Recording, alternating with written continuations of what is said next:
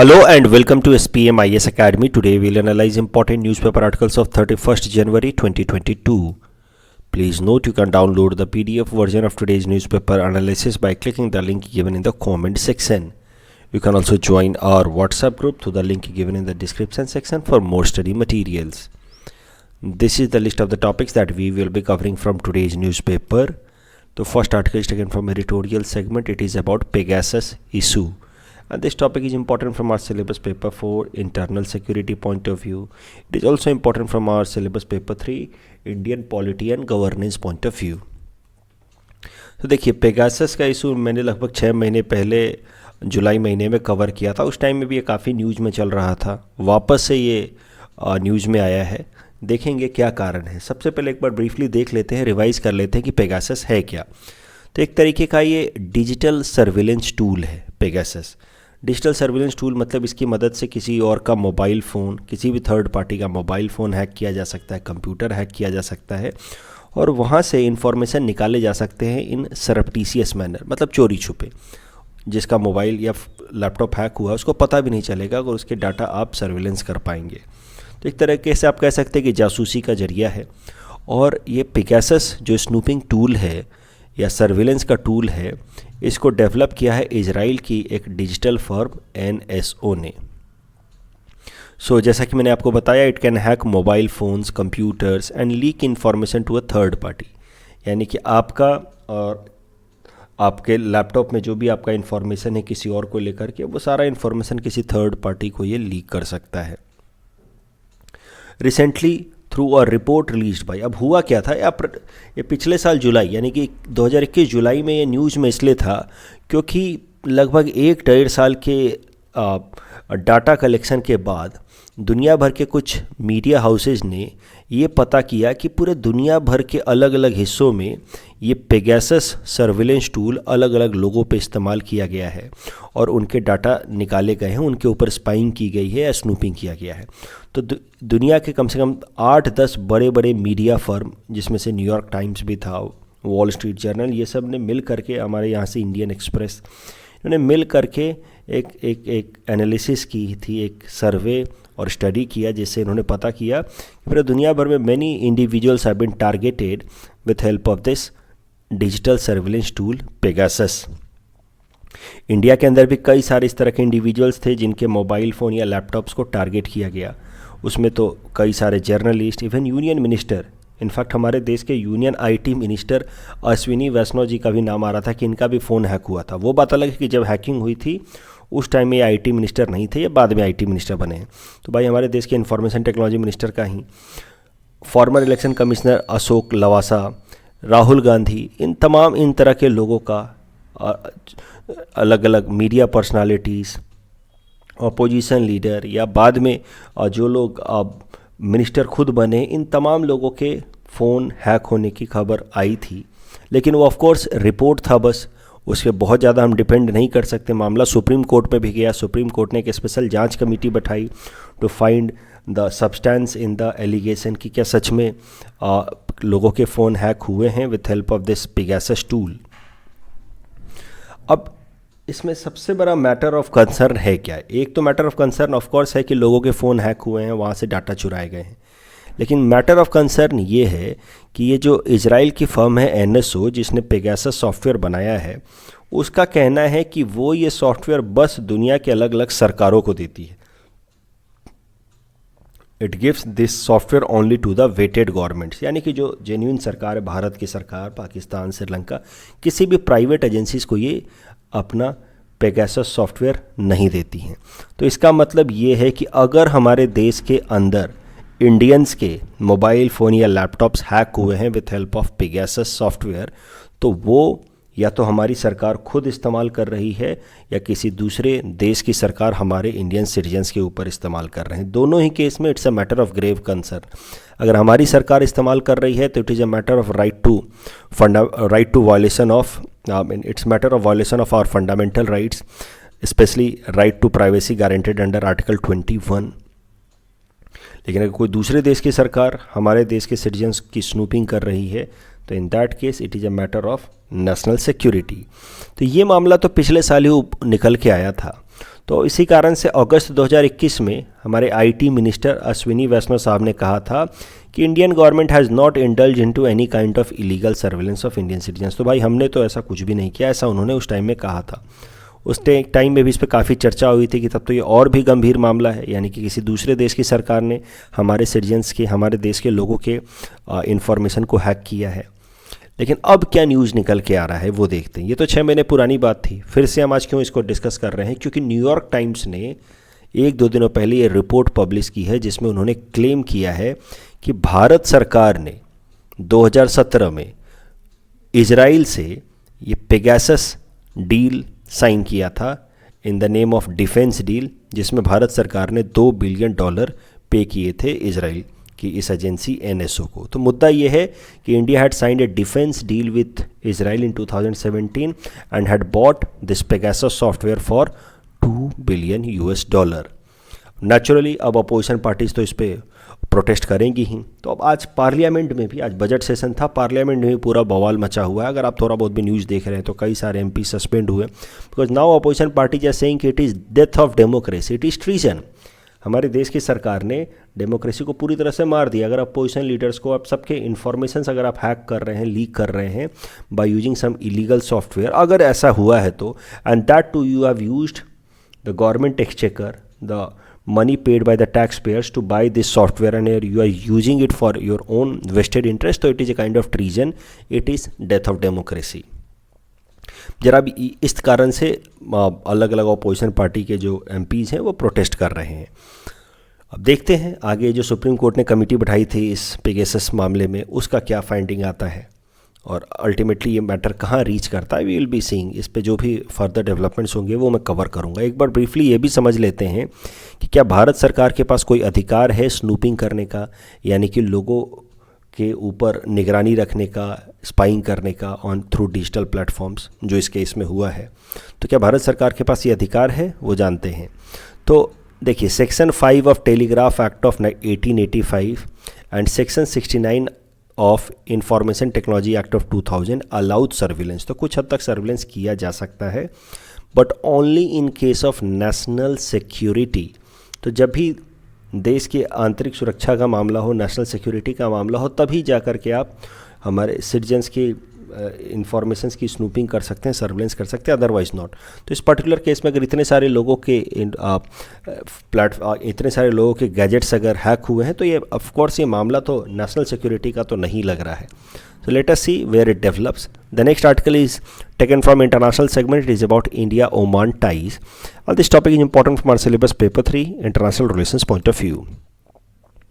तो देखिए, ओमान क्यों न्यूज़ में आया है, क्यों हम पढ़ रहे हैं, क्योंकि ओमान के एक top defence official Mohammed Nasser Al Zaabi is on India's visit from January 30 to February 4। अब ये नाम याद रखने की बिल्कुल ज़रूरत नहीं है, आपसे कोई नहीं पूछेगा। लेकिन ये जाबी साहब ओमान से इंडिया क्यों आए हैं वो समझिए। He has been here to attend a meeting जिसका नाम है joint military cooperation committee, JMCC। JMCC India और ओमान ने मिल करके इस्टेब्लिश किया है ये कमेटी को, ताकि दोनों ही देश आपस में डिफेंस कोऑर्डिनेशन को बिल्ड कर सकें। तो ये JMCC की मीटिंग हर 1 साल में एक बार होती है, जिसमें दोनों ही साइड के टॉप डिफेंस ऑफिशियल मीट करते हैं। जैसे ओमान से अल जाबी साहब आए और इंडिया से डिफेंस सेक्रेटरी अजय कुमार उसको को चेयर करेंगे। So JMCC joint military cooperation committee is highest forum of engagement between India and Oman in the field of defence. अब देखिए, इस साल ये न्यूज़ में आ गया है ओमान, इस कारण से ये पीटी में भी कहीं ना कहीं इससे रिलेटेड इन्फॉर्मेशन आ सकता है। ओमान कहाँ है, क्या उसकी सिग्निफिकेंस है, मेंस में भी आ सकता है।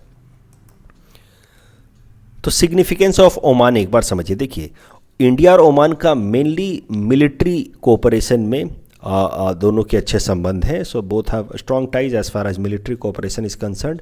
और मिलिट्री कोऑपरेशन इंडिया और ओमान के बीच में काफ़ी स्ट्रॉन्ग है। ये नीचे दिए हुए 3 पॉइंट से प्रूव होता है। सबसे पहला पॉइंट कहता है कि पूरे वेस्ट एशिया में ओमान ही एक अकेला ऐसा देश है जिसके साथ हमारे तीनों ही armed forces exercise, joint exercise करती हैं। For example, Indian army has a joint exercise with Oman army जिसका नाम है Al Najah. Indian air force joint exercise with Oman air force जिसका नाम है ईस्टर्न ब्रिज, या इंडियन नेवी का joint exercise with Oman navy जिसका नाम है नसीम अल बसार। तो ये तीनों नाम इस साल के पीटी के लिए इंपॉर्टेंट हो जाते हैं।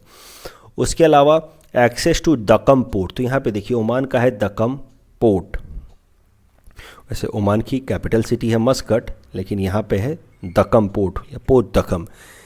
ओमान ने भारत को, इंडिया को ये दक्कम पोर्ट इस्तेमाल करने की आज़ादी दी है for military use as well as logistical support. तो यहाँ से हमारी कोई भी शिप जाती है तो वो यहाँ जा कर के फ्यूल भरा सकती है, fuel refilling facility, berthing facility का इस्तेमाल कर सकती है।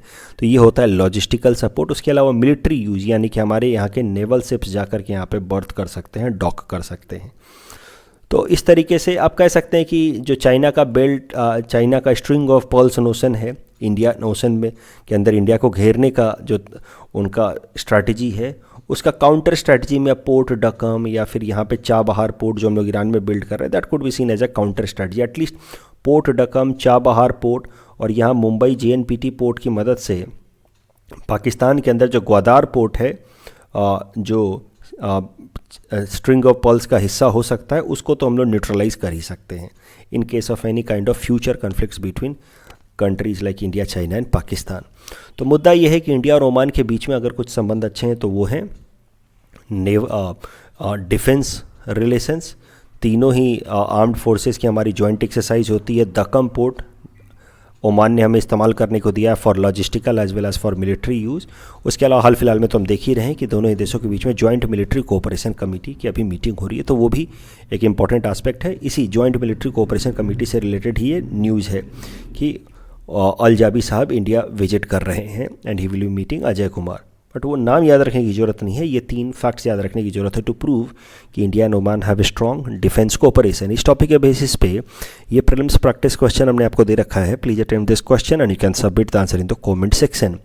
The next article is taken from national segment is about world leprosy day 2022 and this topic is important for our syllabus paper 3 governance point of view. सबसे पहले leprosy के बारे में समझते हैं। देखिए, लेप्रोसी को हैंसेन डिजीज़ भी कहते हैं। ये एक तरह की क्रोनिक बैक्टीरियल इन्फेक्शन है, बैक्टीरियल, इस पे ध्यान दीजिएगा। आपको याद होगा जिन लोगों ने भी इस साल APSC प्रीलिम्स दे रखा है 12 सितंबर को जो हुआ था, तो उसमें पूछा था कि एंथ्रेक्स किस तरह का डिजीज़ है, बैक्टीरियल, वायरल। तो इस तरह के सवाल PT में अक्सर आ ही जाते हैं, 2-3 तो इस तरह के आ ही जाते हैं साइंस एंड टेक में। तो याद रखिएगा कि leprosy is a bacterial disease, मतलब it is caused by a bacteria. उस बैक्टीरिया का नाम है माइकोबैक्टीरियम लेप्राए। WHO के हिसाब से इंडिया के अंदर सबसे ज़्यादा लेप्रोसी के केसेस है और इंडिया के अंदर भी बिहार में सबसे ज़्यादा लेप्रोसी के केसेस हैं, followed by Uttar Pradesh. Leprosy में क्या होता है, स्किन पे पैचेज बन जाते हैं, स्किन धीरे धीरे ख़राब होने लगती है, numbness in the arms, hands and legs, ulcer on the soles of the feet, muscle weakness, excessive weight loss, ये सब लेप्रोसी में होता है। लेप्रोसी का क्या ट्रीटमेंट है वो भी समझ लीजिए, क्योंकि इस पे UPSC ने एक बार प्रीटी में सवाल पूछा है प्रीलिम्स में। तो WHO का रिकमेंडेड मेडिसिन है लेप्रोसी का, उसका नाम है MDT। यही नाम इम्पॉर्टेंट है। MDT की दवाई आपने सुन रखा होगा, हर सरकारी स्वास्थ्य केंद्र पे मिलता है MDT। तो MDT याद रखना लेप्रोसी के लिए होता है। वैसे MDT का अगर फुल देखा जाए तो MDT is a combination of 3 kinds of medicine, rifampicin, clofazimine and dapsone. ये याद मत रखिएगा, MDT ही काफ़ी है। इन तीनों को मिला करके ये तीनों दवाइयों से MDT बनता है। MDT is distributed free of cost to leprosy patients in India. Bharat सरकार ने 2016 में लाया था लेपर्स एक्ट। देखिए 2016 में द गवर्नमेंट ऑफ इंडिया ने क्या किया कि लेप्रोसी से रिलेटेड जो भी डिस्क्रिमिनेशन उसको ख़त्म करने के लिए लेपर एक्ट को रिपील कर दिया था। भाई लेपर वर्ड का इस्तेमाल ही नहीं होना चाहिए। गवर्नमेंट ऑफ इंडिया का ऐसा मानना था कि leper word itself is a kind of discriminatory activity, और इसी कारण से हमने लेपर एक्ट को ही रिपील कर दिया 2016 में। उसके अलावा 2017 में Sparsh leprosy awareness campaign was launch to promote awareness and address the issue of stigma and discrimination. तो अगर लेप्रोसी पे सवाल आ जाए तो ये दोनों पॉइंट लिख देना कि लेपर को एक्ट को रिपील कर दिया गया ताकि लेपर वर्ड ही ना रहे, so that there could be any kind of discrimination. हाल फिलहाल में न्यूज़ में इसलिए आया है क्योंकि हर साल जनवरी के लास्ट संडे को वर्ल्ड लेप्रोसी डे ऑब्जर्व किया जाता है, ताकि लेप्रोसी को लेकर के अवेयरनेस क्रिएट की जाए पूरी दुनिया भर में और लेप्रोसी के इश्यूज़ को कम किए जाएं। तो कल का दिन था Sunday, last Sunday of January month, and that is why it was world leprosy day. और इस साल वर्ल्ड लेप्रोसी डे 2022 की थीम है यूनाइटेड फॉर डिग्निटी। इस टॉपिक के बेसिस पे प्रीलिम्स प्रैक्टिस क्वेश्चन हमने आपको दे रखा है। Please attempt this question and you can submit the answer in the comment section. The next article is taken from Assam segment. It is about suicide rates in Assam, and this topic is important from our syllabus paper 6 Assam issues point of view. It is also important from our syllabus paper 5 ethics and integrity point of view. तो देखिए, इस article में वैसे तो बहुत सारी बातें लिखी गई हैं, लेकिन सबसे इम्पॉर्टेंट बात जो मुझे लगी वो ये थी कि आसाम के अंदर सुसाइड के केसेस किस तरह से बढ़े हैं वो दिया गया है।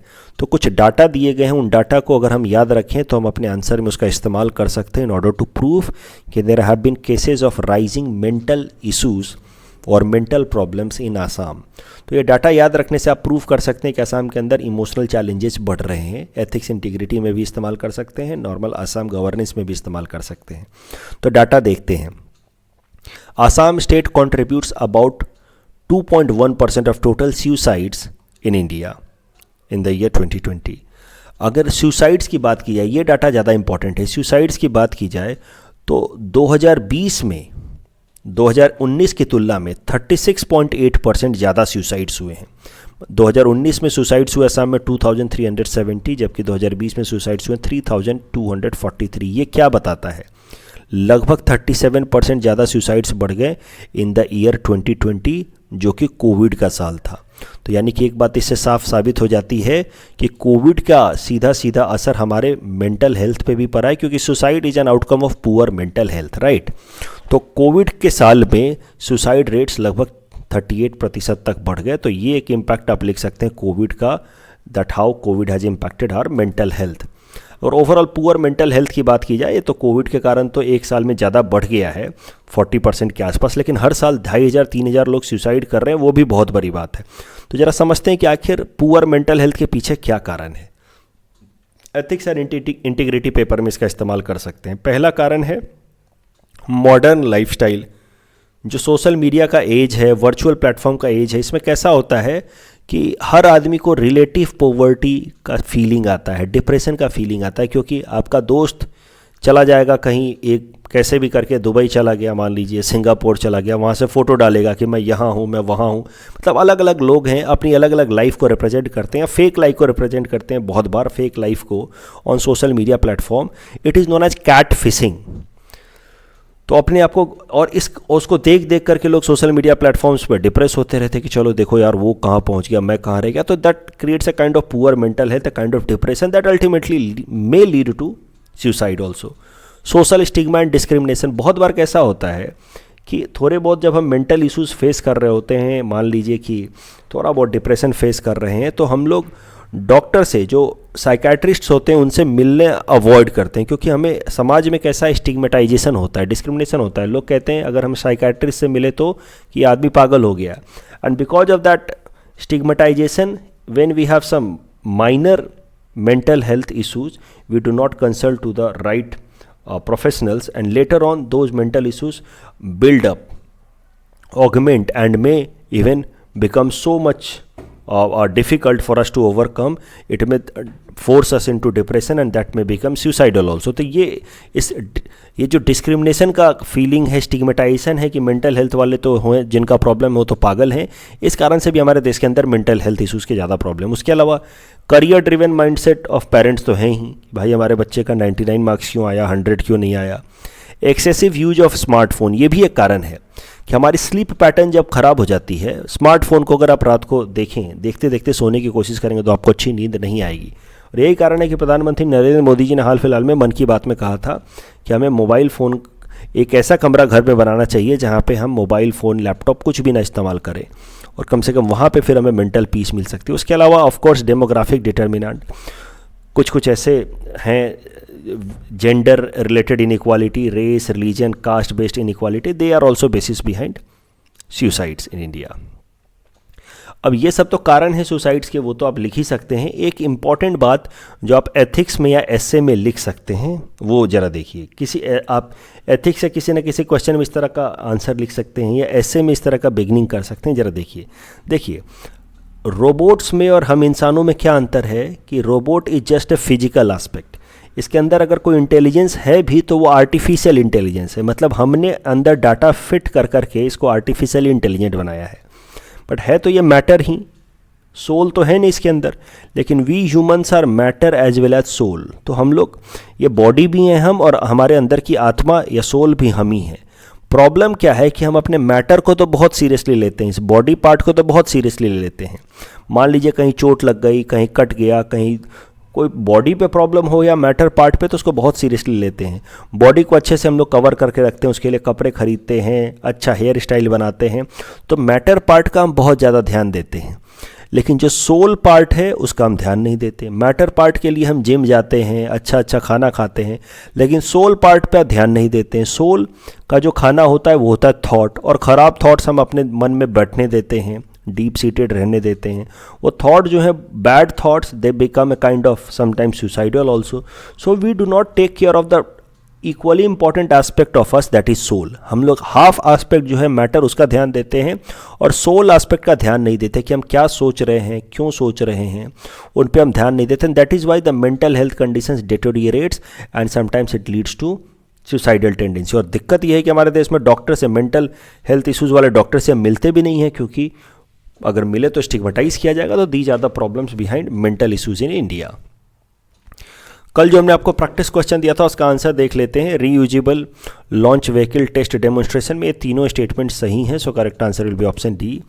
N economic survey is prepared by department of economic affairs, so correct answer is option A, and that too by chief economic advisor. Economic survey आज पब्लिश हो गया है, आप सबको पता ही होगा। तो इकोनॉमिक सर्वे के जो भी इंपॉर्टेंट इशूज़ हैं, आने वाले जो भी इंपॉर्टेंट फैक्ट्स हैं, वो आने वाले 3-4 दिनों तक मैं कवर करता रहूँगा। और जैसे ही ये APSC प्रीलिम्स, APSC जो मेंस आ रहा है, उसके स्टूडेंट्स की सारी मैं जब रिवीजन क्लास दिला देता हूँ 10 या 12 फरवरी तक, उसके बाद मैं एक दिन इकोनॉमिक सर्वे का डिटेल्ड एनालिसिस एक साथ कंपाइल्ड फॉर्मेट में ला दूंगा। So that's all from our side for today. Thanks for watching.